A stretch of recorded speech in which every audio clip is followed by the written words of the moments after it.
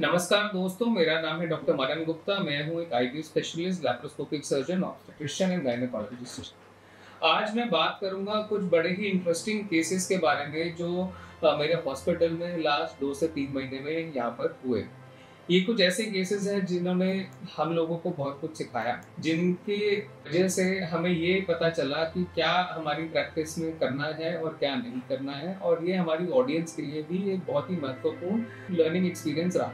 जो पहला एक्सपीरियंस है वो एक 25 साल की महिला का है। वो लेडी मेरे पास आई अपने बॉयफ्रेंड के साथ। वो प्रेग्नेंट थी 23 वीक्स। हमने उनका अल्ट्रासाउंड से आया, तो जब वो 23 वीक्स प्रेग्नेंट थी तो कानूनी कायदे से 2 गायनेकोलॉजिस्ट को परमिशन देनी चाहिए उसके एमटीपी की, और रजिस्टर्ड एमटीपी सेंटर में उसका अबॉर्शन होना चाहिए। तो मैंने उनको समझाया कि आपके पास 1 वीक है और आप लोग अबॉर्शन करा सकते हैं, अभी करा सकते हैं, हमारे सेंटर में करा सकते हैं। हमारा सेंटर एक रजिस्टर्ड एमटीपी सेंटर। तो उसके बॉयफ्रेंड ने कहा ठीक है, हम लोग डिसाइड करके आपको बताएं।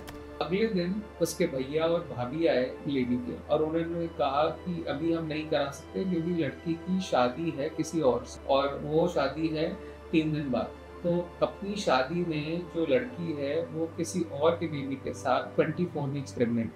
उसके बाद उसका जो बॉयफ्रेंड था वो मेरे पास आया और उसने कहा कि आप डिलीवर करवा दीजिए पर बच्चे को बचा लीजिए, मैं बच्चे को अपने साथ रखना चाहता हूँ। तो मैंने उसको बताया कि 24 वीक्स के बाद तुम पेशेंट को हाथ भी नहीं लगा सकते।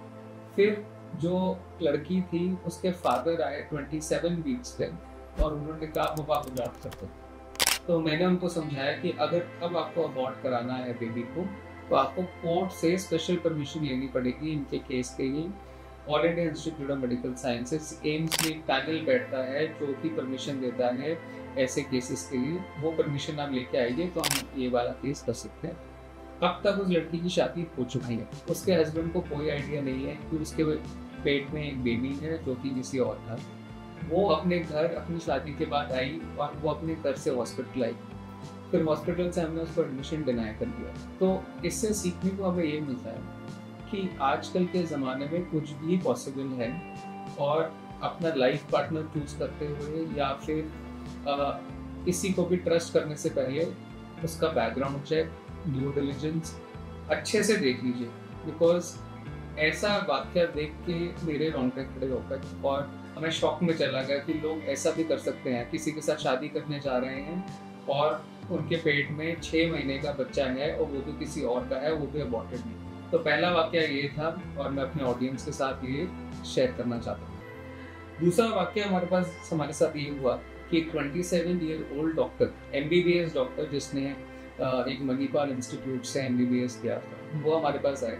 उनके MRI में 2 फाइब्रॉइड्स थे 15 सेंटीमीटर, यानी कि फुटबॉल के साइज के फाइब्रॉइड्स थे पेट में। और वो काफ़ी बड़े हॉस्पिटल में गए दिल्ली में, काफ़ी नामी हॉस्पिटल, प्राइवेट हॉस्पिटल में, जहाँ उनको बोला कि आपको एक वर्टिकल मिडलाइन इंसिजन देके मायोमेक्टोमी करेंगे, यानी कि पूरा पेट में चीरा लगा के फाइब्रॉइड निकालेंगे, और जिसमें खून भी काफ़ी जा सकता है, जिंदगी को भी खतरा हो सकता है। तो वो मेरे पास आई और उन्होंने मुझसे कहा कि डॉक्टर साहब हमें लैप्रोस्कोपी के लिए करना है, ये बिना चीरे।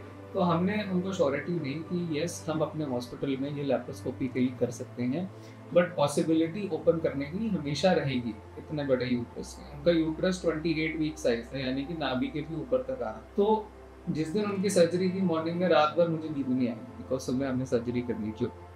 सुबह हमने भगवान का नाम लेके सर्जरी शुरू करी, और लकीली वो सर्जरी लैप्रोस्कोपी के लिए हो गई। उस सर्जरी में 3 घंटे लगे। उसके फादर भी परेशान और उसकी मदर भी, उनका ब्रदर भी, और उन्होंने सिर्फ ये बोला कि डॉक्टर मदन, हम तो आप पे ट्रस्ट करके आए। और मुझे इतनी नर्वसनेस थी उस पेशेंट को लेके, क्योंकि वो यंग लड़की, डॉक्टर अगर उसके पेट पे एक वर्टिकल इंसिजन का स्कार आ जाता तो हो सकता है उसकी शादी में भी डिफिकल्टी होती। वो फ्यूचर में सेटल होने से लेकर उसके बॉडी में कॉस्मेटिक चेंजेस की वजह से उसका कॉन्फिडेंस फील हो जाता। बट हमने लकीली एक काफ़ी चैलेंजिंग सर्जरी लैप्रोस्कोपिकली करनी। तो इस वाक्य का जो मॉरल है वो ये है कि हॉस्पिटल के साइज से फर्क नहीं पड़ता, सिर्फ एक चीज मैटर करती है, वो है डॉक्टर का स्किल और डॉक्टर का एक्सपीरियंस।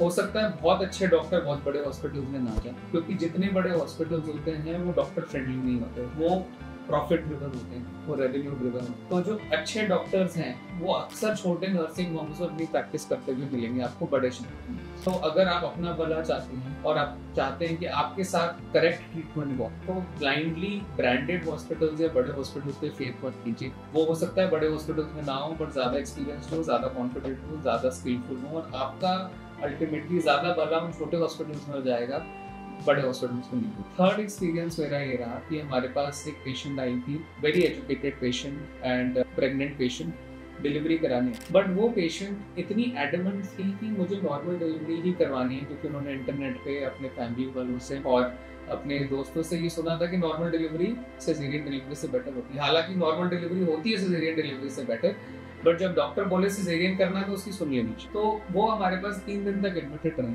लेबर पेन में रही। तीसरे दिन उनकी नॉर्मल वजाइनल डिलीवरी हो गई। जो बेबी का हेड का साइज था वो काफी बड़ा, बेबी 3.5 kg का था। बेबी का साइज देखते हुए मैंने उनसे कहा कि जब ये बेबी डिलीवर होगा तो इसमें डिलीवरी में ऑब्स्ट्रक्शन अगर हुआ तो हमें सिजेरियन सेक्शन करना पड़ेगा, और नॉर्मल डिलीवरी में आपका वजाइनल टियर काफी बड़े साइज का हो सकता है। शी सेड हाँ जो भी होगा आई एम रिस्पॉन्सिबल, बट आप मेरा सिजेरियन मत करिए, अगर आप मेरा सिजेरियन करेंगे तो हम दूसरे हॉस्पिटल चले जाएंगे। तो मैंने उनसे कहा दूसरे हॉस्पिटल चले जाएंगे, वो नहीं, उसकी नॉर्मल डिलीवरी हो गई। नॉर्मल डिलीवरी के बाद जब हमने टेयर एग्जामिन करा उनका, तो वो टेयर काफी डीप और काफी बड़ा था। उसको स्टिच करने में हमें 4 से 5 घंटे लगते।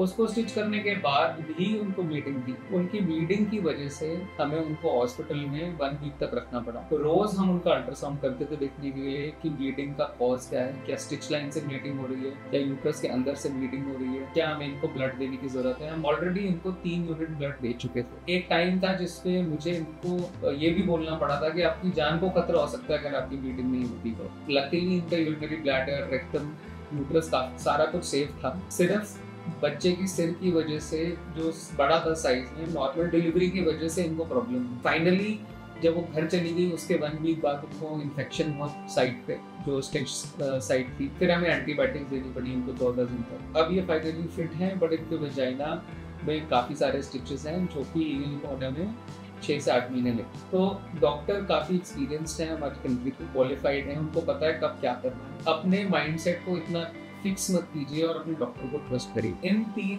स्टोरी से मुझे काफी कुछ सीखने को मिला कि कैसे किसी को ब्लाइंडली ट्रस्ट नहीं करना है, कैसे अपने डॉक्टर्स को ट्रस्ट करना है, और कैसे चैलेंजिंग केसेस अगर आपके हैं तो बड़े हॉस्पिटल में ना जाके स्किलफुल और एक्सपीरियंस डॉक्टर के पास जाके का काम हो सकता है। तो ये आज की वीडियो का मॉरल था, और आपके कोई भी अधिक क्वेश्चंस हो या आप हमसे जुड़ना चाहें तो कांटेक्ट करिए लांटिस हेल्थ केयर, और नीचे लिखे नंबर पे फोन भी कर सकते हैं। Thank you and all the best.